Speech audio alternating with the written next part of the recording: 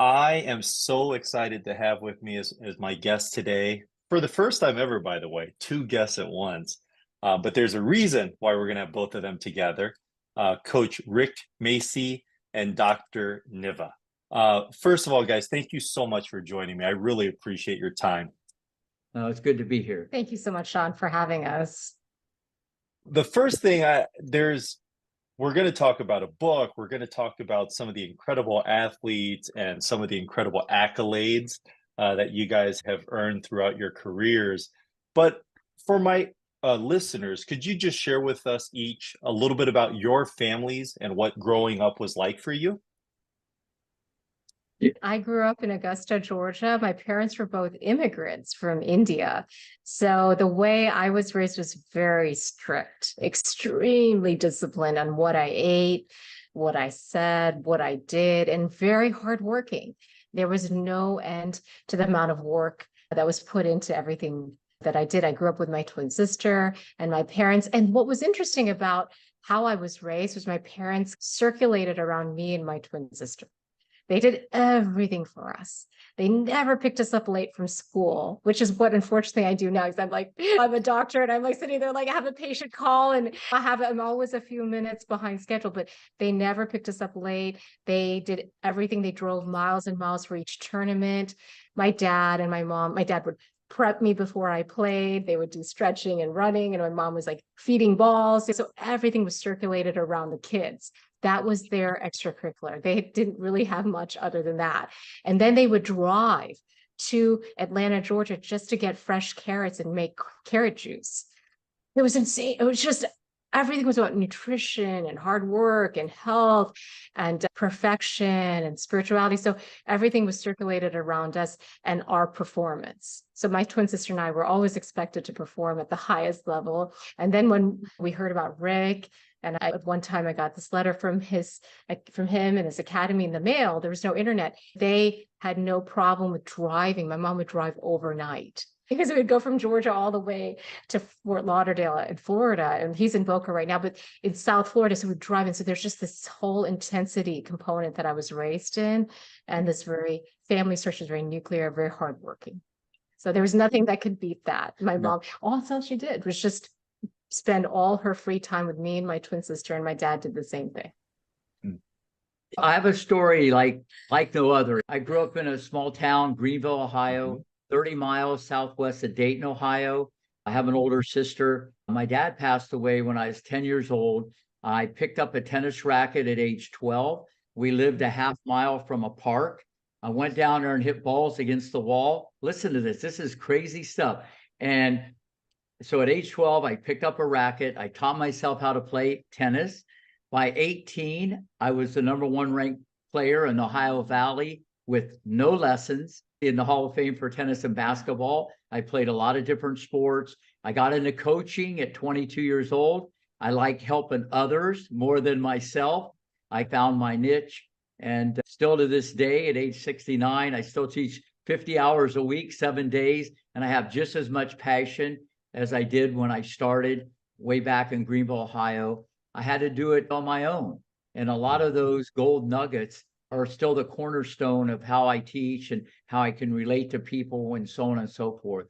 So I want everybody who hears this, always remember, it's not where you start, it's where you finish. And Coach, you truly self-taught. Yeah. That's pretty incredible. Yeah, and I teach more lessons than anybody in the United States as we sit here today. And never had a lesson, but your thirst for knowledge increases, because if you have that mindset that you want to get better or you're going to get worse, and I learn every day. I learned from the 6 hours I was on the court this morning from the students, and I'm always getting better. And so it's worked out, but I love Greenville. I haven't been back there in a long time. Small town, but I still have those Midwest values, and I had the best childhood of anybody. For both of you, interpret it how you like, but tell me about your favorite childhood sports-related memory. I was fortunate my senior year to hit in the last 10 seconds of 3 games the game-winning shot. So I always wanted the ball at the end, but pressure was my best friend. So I think hitting a jumper against the West Carlton Pirates with no time on the clock to win the game? I guess no one's ever asked me that question, but I guess it would be that. I love basketball. That's awesome, Coach. Thank you.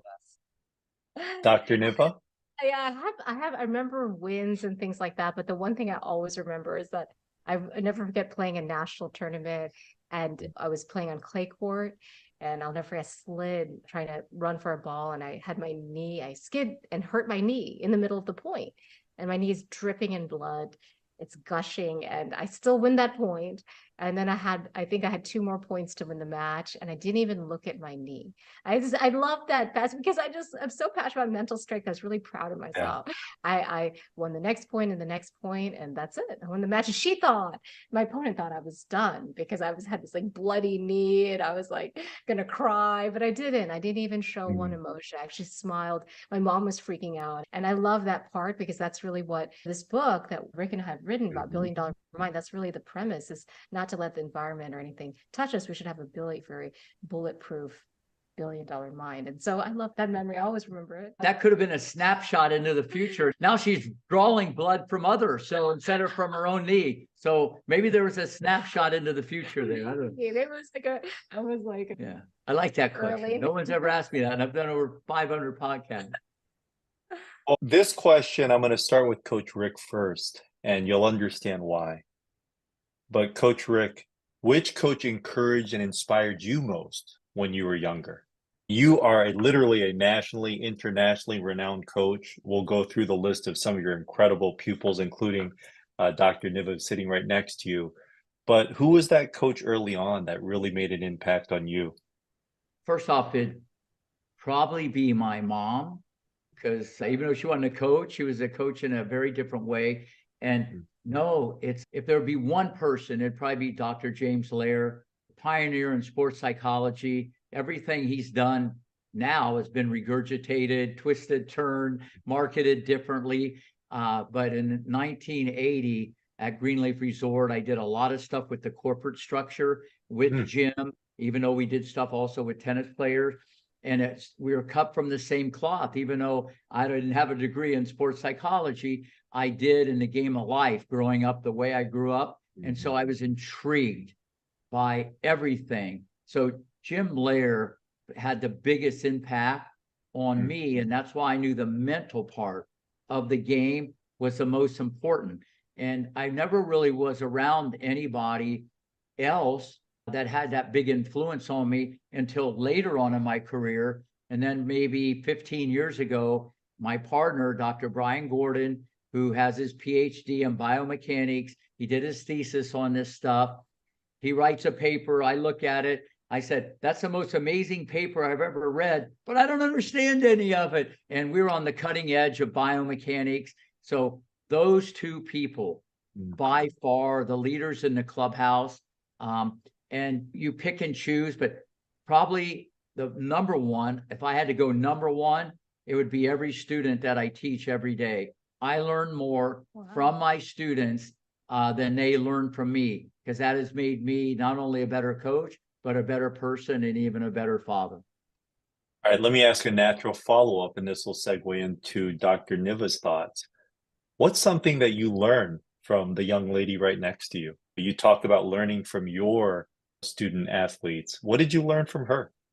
Crafty, clever, surgical. She won with the mental part of the game. Okay, even though she had quick feet and some good, quick, flat ground strokes, she wasn't going to blow you away, but she was out there with a razor blade. And if you have a razor blade and you just keep nicking someone, you can still get them to bleed to death and win the match. So she was very surgical the way she played. She won with her mind. And you got to understand, she was number one in the South as a junior tennis player. And that's a lot. But I think she made the right decision going to Harvard and becoming one of the best doctors in the world. And Dr. Niva, first, what did you learn from your coach? What's one of your biggest lessons that you learned from him? And then secondly, assuming even if he is the answer, give me a secondary coach who really maybe even earlier than Coach Rick, who really encouraged and inspired you at an early age. Absolutely. So I think with Rick, I learned so much. It's the first time in my life I had met someone who worked harder than students. I was blown away and so motivated by that. And also Mm. someone who just, you get this vibe that he's not, he had pictures of Serena and Venus, and he had pictures of the letters they wrote to him. And I remember seeing that when I was a student. And I knew that he wasn't going to take, there weren't any excuses, and he wasn't going to take anything but excellence. And I Mm. love that mental attitude and that vibe, because that was going to vibe with me. Either you're number one in your field or you do something else number one. So I really learned it. And also just really connected with that. And that's why I was so impressed and just so taken away by a Mm. coach like Rick. I was like, finally, somebody who thinks in such a big mind. And I love it. You're not thinking, oh, Mhm. okay. Like a lot of coaches will make excuses. They do. Mm. They're like, oh, it's okay.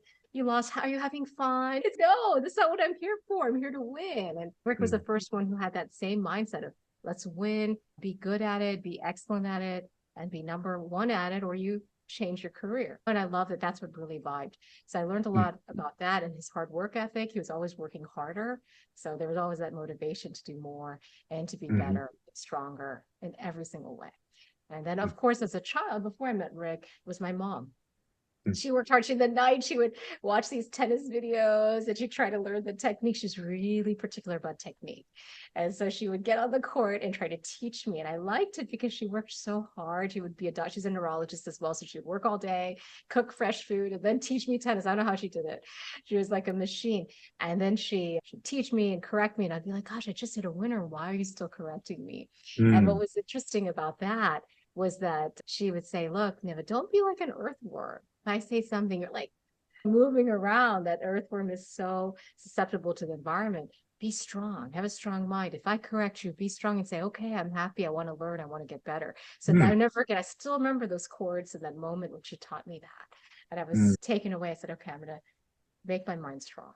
So she Yeah. did. I think. Isn't it interesting? Both roads lead back to mom. Yeah, that's Mhm. true.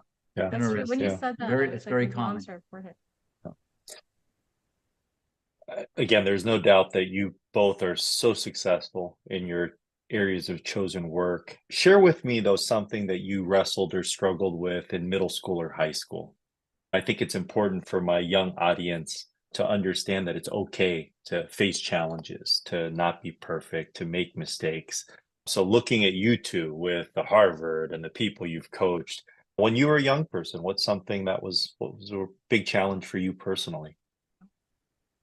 I can go for that one, Sean, because I Mm. can tell you what I can. I remember the challenge that I had, not because of me, but because of my twin. Mhm. So I Mm. was 100% alone, Mm. alone in my work ethic, alone in my thoughts. Nobody thought like me. I Mm. wanted to improve the world. I wanted to change the world. I wanted to make an impact in this world. During lunchtime, I was studying and Mm. I would always get the highest grade. So I wasn't having friends. In the Mm. evening, I was playing tennis. On the weekends, again, I was playing tennis or traveling. I was number one, and I had that attitude of hard work Mm. ethic and dedication. And nobody could understand me. And I think that as if you're a young kid who has that sort of commitment, dedication, have a big mind, you want to change the world, you're going to be alone. You're not going Mm. to be the crowd. People were going to movies. And I was like, I'm going to waste my time. They'd go out for restaurants. I Mm. never did that. And I would tell all these young kids that it's okay to be alone. And now I have YouTube, so I vibe at a different frequency. I have Frick, who's like very similar to me. It's okay to be alone and to celebrate your excellence rather than around people who do not match your goals and trying to change your excellence to somebody else. And it was hard because my sister liked me. She liked to have friends and she still goes Mhm. out every day. Mhm. She's different. But because of me, I'd pull her in to our physics room and both of us would be studying during lunch. And she and I both went to Harvard as a result. But she had a harder time because she was like, oh, I wish I could be having more of a social life. And why is my sister doing this to me? So I had to tell her. So at that one point, different people, but it's hard because you don't want to be, other kids don't understand you, and it's okay. Mhm. It's totally Mhm. okay to be that and to be yourself because it's not where you start, Rick says, it's where you finish. And that's really where we want to be. Where do we end up from here? What's our long-term goals? And at the end of the day, always celebrated myself and my hard work. But I don't know how you're No, listen, first off, I had the best childhood ever. small town, everybody knows everybody. And I was just so dedicated and just loved sports. I played every sport, and but I had a lot of friends, and I was the guy that always put the baseball games together and the basketball and the football. I was always like leader. I'd be calling people at 7 a.m, waking them up, and I was always first. And I always had those qualities.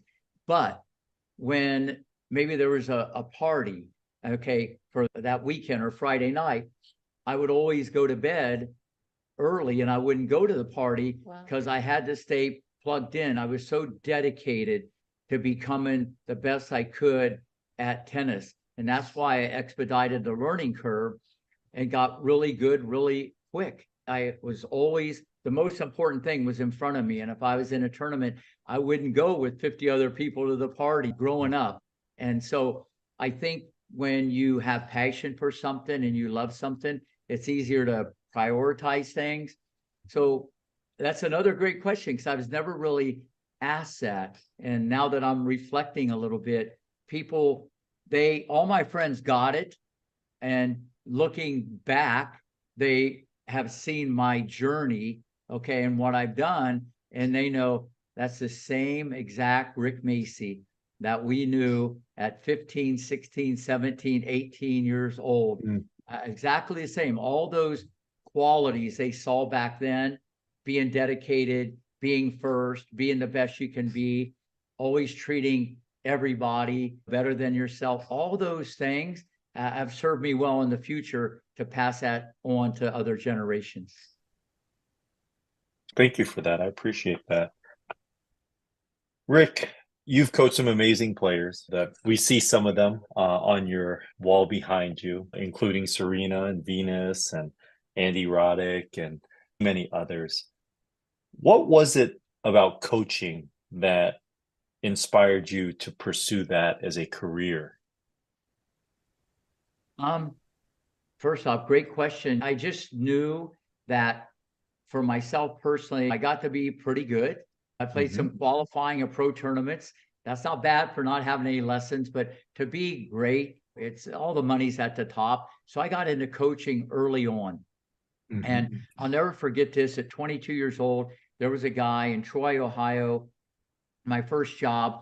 And the first week I was there, he was very good friends with Don Budge, Ellsworth Fines, Tony Traber, names that people probably don't remember. And this guy came up with me, Tom Friedel. He came up to me and he said, I don't know exactly where this is going to end up, but you're going to be one of the greatest teachers of all time. And I'm going, oh, that's 22 years old. I think he just saw the energy on the court, the passion, how people radiated maybe towards me, and how I could get people to do things. And you learn the knowledge as you go along, like all of us do. And so when I saw how rewarding that was, that I wasn't going to be for myself, and then I started seeing people just play better and do better, whether it be adults or women or men, and then kids winning sectionals and districts and state. And I'm seeing that, how rewarding that was, and how I was getting people to do things maybe even quicker and better than they ever thought. Okay. It just feeds itself. The beast just keeps feeding itself. And now I look back and there's so many people that have won national titles, over 300 and some. I don't remember all of them. So no, I just felt I had that gift to communicate, educate, stimulate, motivate. And I just saw the impact. And that's the best feeling in the world, when you can help others. That's what we're here for, to serve. Not yourself. You're going to do that in other ways. And to me, that's why I still do it to this day. And like I said, I love it just as much today as the first time I started teaching at age 22. That's outstanding. And what's something you try to instill, like, in your young athletes? If I were to poll all the athletes that you've coached over the years, what's that one message? If you could only get them to understand one thing that you could impart on them, what would it be, Coach? This is the easiest question, and I've been asked that a lot. It's to get them to be the best competitor they can be. anybody, anytime, anywhere, never make excuses, and just run, maybe run, sweat, and shut up. And maybe for some kids, not in that order, okay? No, it's because how many times you lose to someone and you had a better forehand, backhand, and serve. You're going, how did I lose to that guy? And so I teach them how to compete. And that should be the message of every coach, any sport. Get them to be the best competitor they can be. And that's how I knew Roddick would make it in the pros. I didn't know he'd win the US Open at 20 or whatever he did. His thirst for competition was brutal. The guy was such an overachiever. You got people forget he beat Rafa, Nadal, he beat Federer, Djokovic, Murray. Maybe he was limited in some areas, just an unbelievable competitor. That was wired in from his two older brothers, probably beating him up all the time in the house. But no, that's the number one thing of any coach. But it's not who has the best forehand, backhand serve, even though you go into combat, you need the weapons. It's more that there's nothing even close to that, because if you're an unbelievable competitor, okay, and you're all about the competition and you just love the battle, you become bulletproof and you handle pressure better. That's what people don't understand at every level, junior, college, pro, or even at the highest. Who's going to blink? When do you blink? So at the end of the day, that would be my message. And it still is to this day. And that's what I do to get the most out of everybody. And if you're doing the best you can as a competitor, good things are on the horizon. So for you, Dr. Niva, was that your big takeaway from coach? And then two, what was a sort of specific way do you feel like that he helped you to develop that competitive spirit and maybe take it up to a different level? Because it's very clear that you were very competitive. You had a pursuit and thirst for excellence. But what was something coach taught you to take that to another level for yourself that you applied to your life? Absolutely. I think, of course, competition was part of Rick and the academy, and things I took from him were a lot, like positivity, the positive energy, the hard work ethic, the discipline, incredible discipline. And you could just see that. So of course he worked harder than every student. But I think in terms of the competition and the competitive spirit, just a small thing, like I'll never forget when he was teaching all the students how to go to the net. He's, I bet all these girls are scared. I bet all of you are scared to go to the net. I bet. And I'm sure you are. And you never go to the net. And if you do, you're going to win. You're going to be number one. And I'll never forget that concept of fear. And so that was really important to overcome fear. I said, wow, is it just girls? Why is that girls are afraid? And I was really grappling with that. I was like, gosh, I feel like I wish I could conquer. So I remember playing the next match in a tournament, and those words were ringing in my head. And I said, am I afraid? So I remember I said, I'm not. And I will show him that I'm not. In my mind, I will show myself that I'm not afraid. So I went to the net, finished almost all my matches in half the time. Because the levels that I was playing, a lot of girls would love and play. They were just like, pusher, which is a different type of tennis. So I started going into the net and hitting swinging volleys. So that aspect of overcoming fear was so important. And I think I used that for the rest of my life, and very important. Very cool. Coach, I believe all your children are daughters, right? They're all girls? Yes. So I'm curious, Coach, did they play tennis? No, not actually. It's irrelevant to me whether they played tennis, but my question for you is, how did your coaching change when you became a father? And then how did raising 3 girls impact the way you coached? First off, amazing question.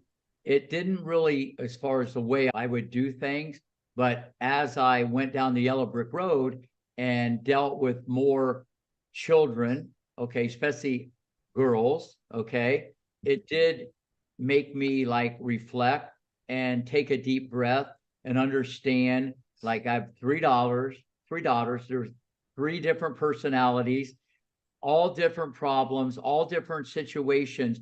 So it instead of me reacting, I would process it maybe more as a coach, because I'm not at their house and I don't know what's going on and who knows what is affecting this and this. So I think through all our life experiences, all our yesterdays affect our tomorrows. And so, yeah, it's definitely benefited a lot. Okay. And how to deal with all boys and girls, but mainly girls, because I've dealt with it as a father. Because people don't understand, from age 13, I raised all three of them by myself, besides working 70 hours a week and running my own business. So I should be in the Hall of Fame just putting up with those three girls. No, but seriously, it's helped a lot. It's made me probably even more well-rounded and to understand things even more, because all three of them were very athletic. You know what I'm saying? So that helps also, because I saw the athleticism. Then it's what you do with that. But no, I love this question. No one's ever asked me that, but it's helped tremendously. And I might not even know how much it helped me, because it just became a part of me, like my three kids. Yeah. Thank you for that thoughtful answer. Dr. Niva, I'm curious from your perspective, because I heard you mention coach's work ethic. You'd never met a coach that worked so hard. But I think it's very clear just in the short time of just talking to coach and hearing how you feel about him and just seeing your body language too. But there's a connection, right? Tell me about, how did coach just connect with you? Because it just seems like he's the kind of person. I always believe that, as a coach myself, that young people aren't going to listen to me unless they really feel that I care about them, not as a collective, but as an individual. And it just seems like that's his personality. So Niva, how did he connect with you on a deeper level that made you realize that you weren't just another client, that you weren't just another kid? And to be very candid, yes, you had a great amateur career, but you're not one of his professional athletes who won a finalist at some major or something like that. Yet here you two are still connected after all these years. So what was that connection? And then how has it sustained decades since you guys were on the court together? That's a brilliant question, Sean. I love these questions. So the connection was that he was obviously unique and different and hardworking, and that I really appreciated it. I was always in touch with Rick. It encouraged me as a child. I never really took a lot of private lessons with him, but I just always marveled at how he taught and what he did and what he knew. So it so happened that over the years, I got closer and closer to him. He was in Boca, and now I eventually moved to Orlando, and I would always reach out to him. I had my own kids. They didn't play tennis, but initially they started off at the academy. Now they do their own things. I'd always watch him, and I was connected in some way that way. But then I came back and I said, he's really impacted my life. The reason why I am what I am, I'm not wasting my time trying for tennis and professional tennis. I quickly changed to medicine because of his guidance. And so I came back one day saying there's a Women in Power award. And I was like, oh, I wanted to recognize Rick. I was like, oh, I just felt like that was important for me. It was one of the things in my life that I really thought was important. So I came back, did a photo shoot, and took a picture to appreciate what he did for my life. And in that moment, I said just a few things. I said, hey, I think about writing a book on mental strength, and I love these quotes, and maybe we should do something together. I never in my wildest dreams thought he would message me. This is what, he's so real. He's hardworking and consistent. So he sends me a text message in the middle of work, how draining your work is, your patients are suffering. And I get this message from Rick I respect and appreciate so much. And he's like, how's the book going along? What? Partner, like a word and a sentence a day or something. And here it is, the first time in my life I've asked people to do research projects, and nobody really wants to do that hard work. I've asked people to collaborate on other things in the medical field or come up with devices. People are really interested in investing their time on getting to the next level. Rick's here initiating this conversation, initiating this. He motivated me to write it. Now I had to write it for him, and I would do anything for him because I respected him so much. And so I was like, okay, good. So I was like, got it. So I finished the book and gave him a draft. He was so positive. So always generating positivity, always generating excellence. I was so grateful for that. You could tell that sort of sincerity, the authenticity, the reality. And I could tell he's connected. And the other thing Rick does that is real is just the connection, the communication.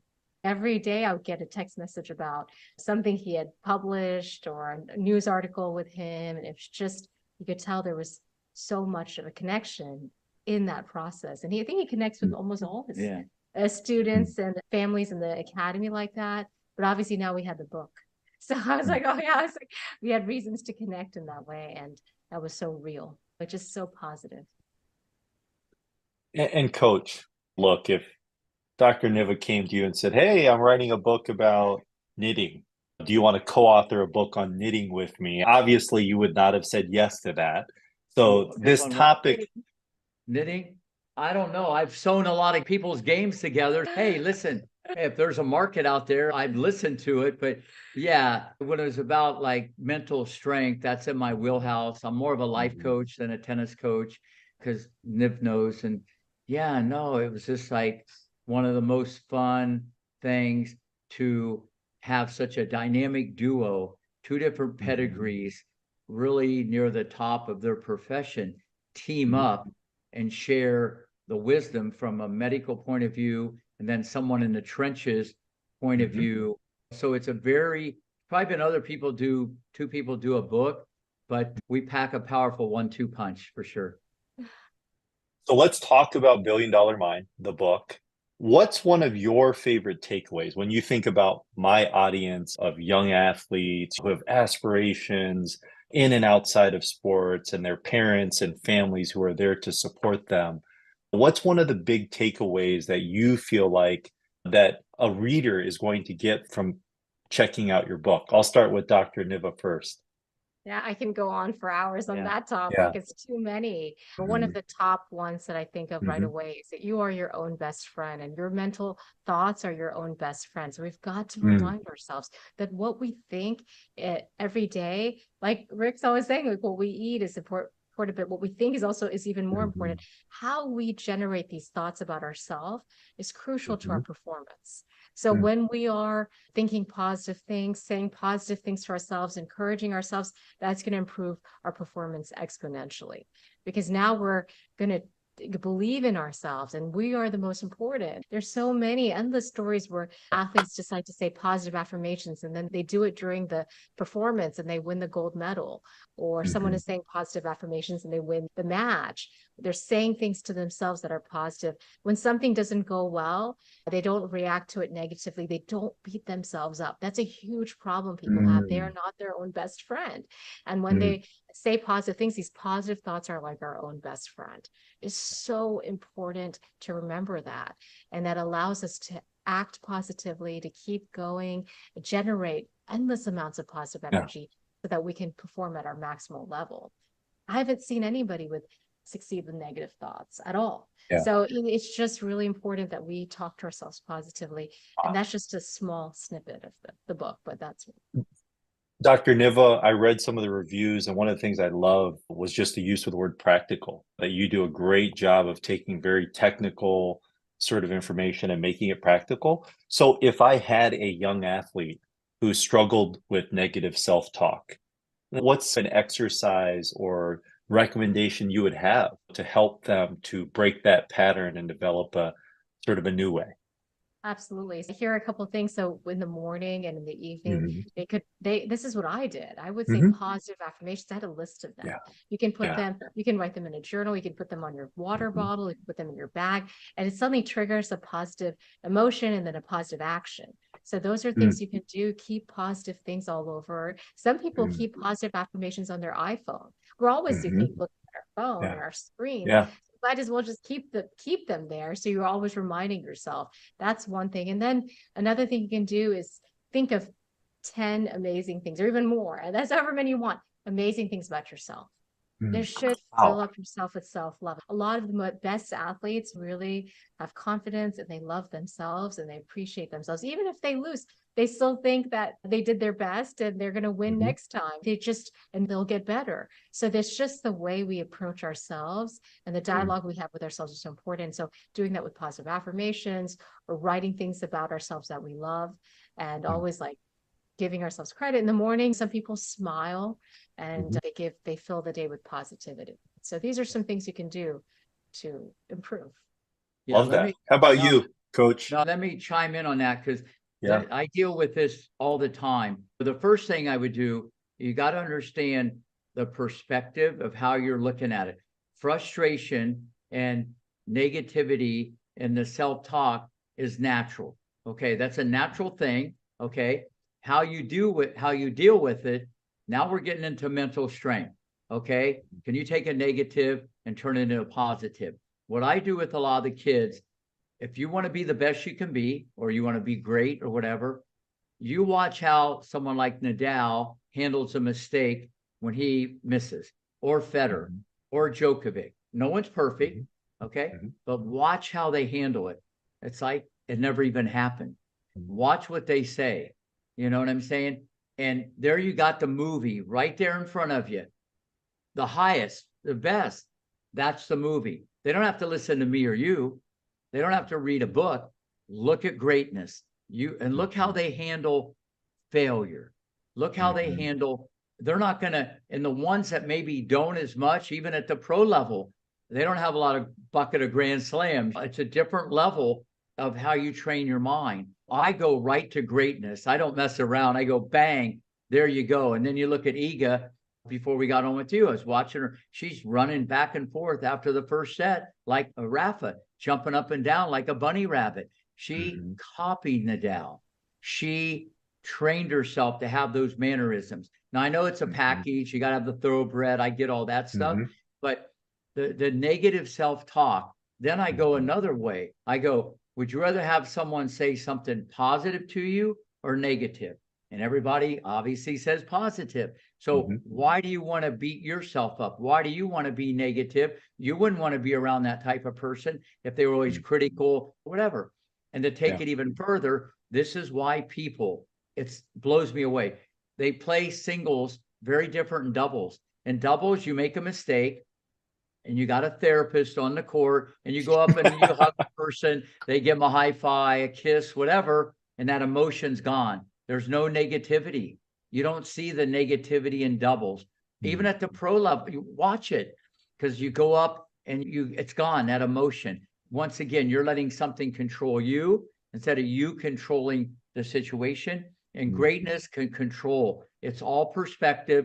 Then it becomes a choice of how you're going to deal with it, positive or negative. And positivity is a leader in the clubhouse. That's great stuff. Yeah. Coach, I wanted to ask you too. Dr. Niva shared one of her favorite takeaways.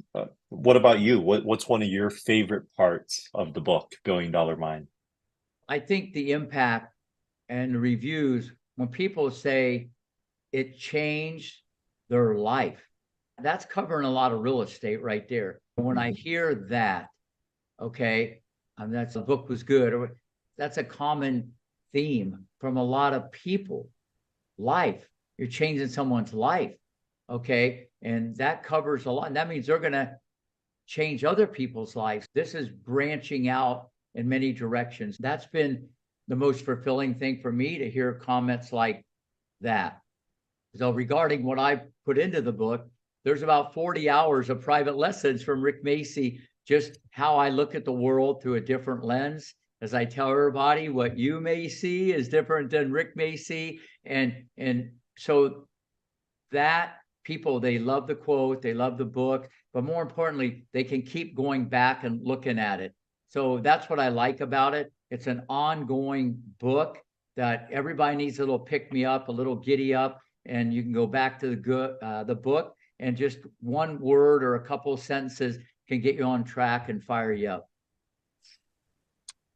Dr. Niva, since you wrote most of the words, what's one of your favorite Macyisms that's in the book? Like, just because, again, Coach he said, like, in the trenches. What's one of those stories that you just love that he shared with you that's a part of the book? I love the quote, think big and be big. I live that. I have to, because it's, if you do that, then all those little things in life are too small. I was like, okay, think bigger. I can think bigger. This little thing that's a nuisance. Someone says something, someone does something that's frustrating, or someone is rude or negative. Those don't mean anything. I'm always reframing. I have to think bigger. I got to be bigger. I got to do something bigger. And I think that quote hits home so well, because I think I use it. I'm like, okay, how can I make the world a better place? How can I think bigger in this situation? And rather than really get caught up with other people's issues or negativity or the situation that may not have gone perfectly, how can I make bigger impact in the world. So that reframes everything and makes the little things stay little. And coach, what was that aha thing when you read the manuscript of the book and you were like, wow, I can't believe she connected that dot, or I can't believe she brought this, her doctor perspective and her years of learning at Harvard and the Mayo Clinic, I'm sorry. What was that thing like for you where you're like, wow, that was outstanding, the perspective and insight that she brought? Oh, just like there's so many common threads and we're cut from the same cloth, even though we do totally two different things. When you're talking like mental strength, and then to have that confirmation, affirmation from the medical point of view, and just how all the wires work and how you put it in and deliver it out, it's just powerful. It's the best feeling in the world because I was always like that. But then to understand what really worked internally, it was awesome. So validation for you then, huh, coach? No To question have, about it. yeah, got it.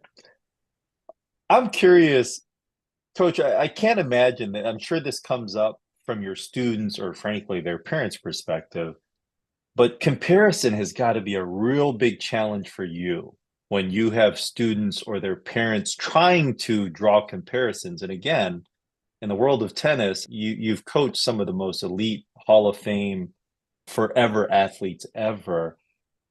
And I even notice you always talk about you want your athletes to be their best, not the best, but their best. Those distinctions that I've heard you color in your conversation. How do you deal with that comparison part? Listen, I get that more than anybody in the world. I would imagine. You have no idea, especially when people see that 10-year-old video of Serena. You got to understand, I've had 40,000 people say my kid's better than Serena, and they'll show me their video at 10, and they're looking at something that through their eyes, and I'm looking at something on the inside of I saw something obviously with her and Venus and many others. So I don't really compare. Okay. I use it for myself because I know what greatness is. I put it in the oven, I baked it, I put the icing on it, I put the sprinkles on it, and I've seen it go every which direction, even the other way. So I've seen these movies so many different ways, and there's no specific way to the mountaintop. There's a lot of common threads. I do compare to myself because I know what quick is and fast and mentally Yeah. strong and a world-class stroke is, and what's a liability or going to be a speed bump or the parent. I have a very good feel of the landscape when I evaluate talent, but I never compare. You won't be as good as that or whatever, because I knew early on there was no way Serena would be better than Venus. That's what I always thought. Okay. Because I didn't see it because her brain could not reason. She wasn't as mature. And I tell everybody, do not judge a book by the cover. The cover could be amazing, the book bad. Cover amazing, the book bad. You got to be careful doing that stuff.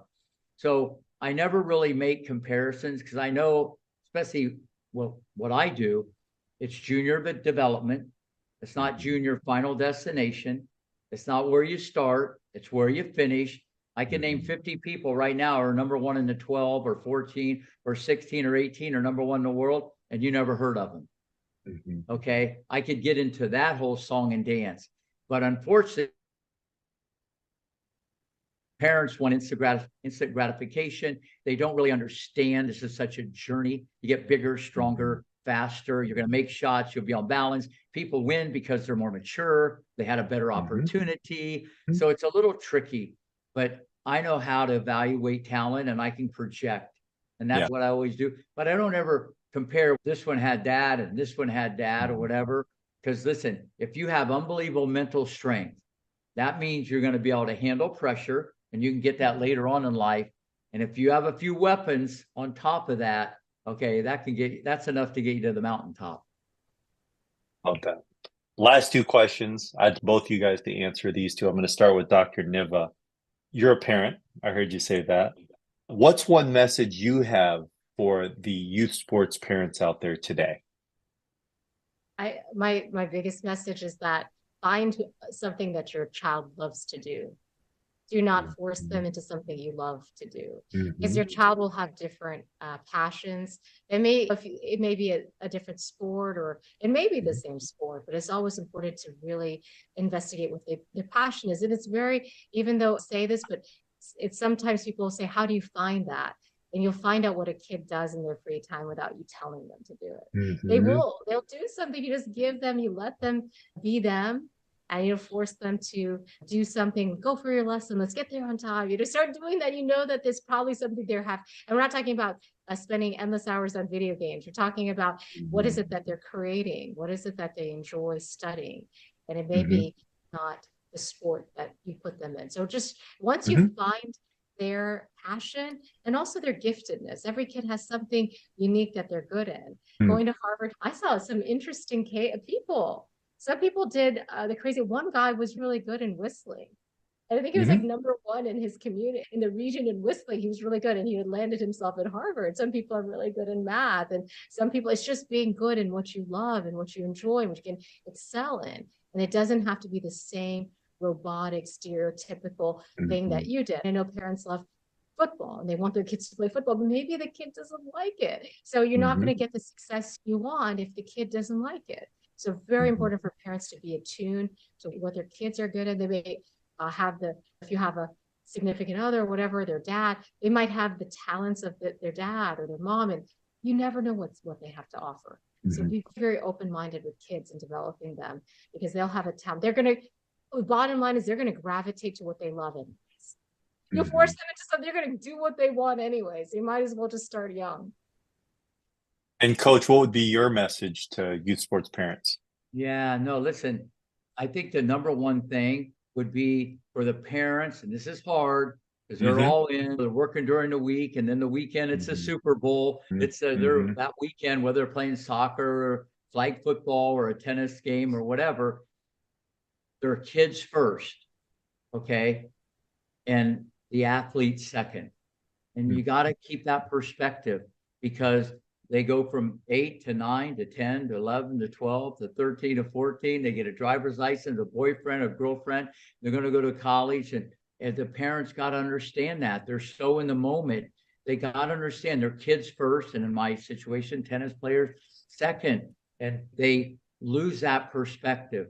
And when you have that balance, okay, you're going to understand a lot more. But also, the parent's job is to support, motivate, instill belief. Okay. And if the kid doesn't want to do it, you can't make them do it. You can guide them and push them a little bit, but they get so wrapped up into the wrong thing. They're the ones playing instead of the kid. And that's Mhm. why I love, like Richard Williams, the life lessons that he taught Venus and Serena every day. You can see that in a movie, but every single day off the court, they give me a hug. Rick, thank you very much. Sometimes Serena, the fist pump was a little harder than I wanted. She was a little chippy back in the day. And they brought their books to the court every day. And if it rained, go to Rick's office and study. That's what people Mhm. don't understand. They don't understand. And that's why I like the guy so much. Is it's a world-class dad. I should be in the Hall of Fame putting up with that guy too, besides raising my 3 daughters. But no, that would be my message to any parents. Their kids first. And you got to always say, what was I like at 10? What was I like at 11? And I know they want what's best for their kids. And you do have to push and motivate, and you can't let them make all the decisions.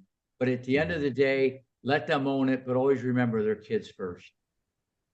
And last question for each of you, whoever wants to step up first. What would be that message that you would have for the young athletes who look up to you? For the kids listening, what would you want them to know? I would say in our book, we talk about positive associations. And I think finding the right coach can make the world of difference. You've got to find the right person. And if you keep connecting with someone who's either negative or doesn't vibe or doesn't share your vision, then Mhm. it's not the right person. And I think sometimes in the past, we were isolated. I know in Augusta, Georgia, where I grew up, we were so isolated. There were not many coaches, and we'd have to drive forever to find someone. I was lucky to find Rick, and that's life changing.